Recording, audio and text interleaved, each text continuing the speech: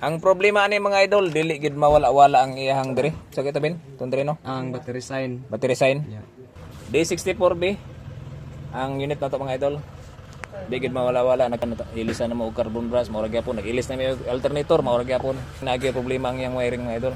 Kay magid mawala yang sign diri sa iyang battery. Start. Oh. Sag replace na ibin, pulogin. Sige mawala mga idol.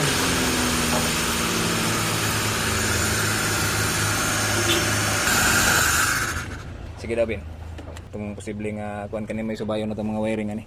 Check na itong mga wiring ani og diha. Tanaw na itong mga kuan pasig na mga putol-putol ba.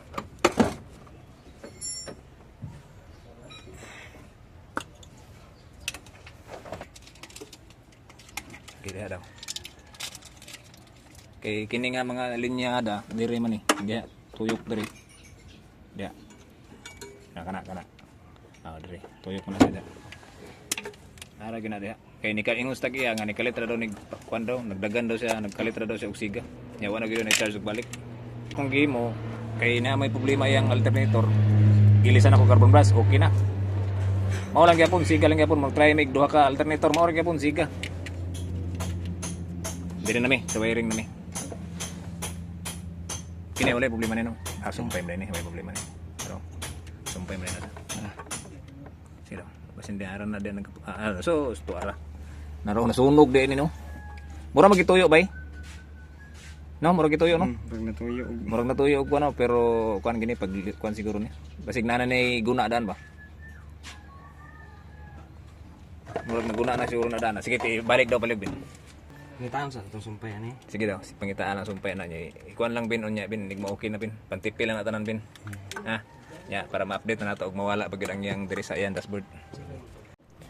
Pagka man namang nasubay ang linya mga idol, natong naputol. Start na nato. Kanya nato ibalik tanan pag ma-okay na gyud. Start.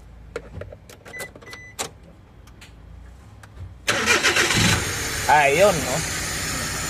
Gana na sa mga idol. Dire. Okay. 14. Guys kayo mga idol, kato lang ang may problema. Naputo lang yun siya. D64 ang unit mga idol.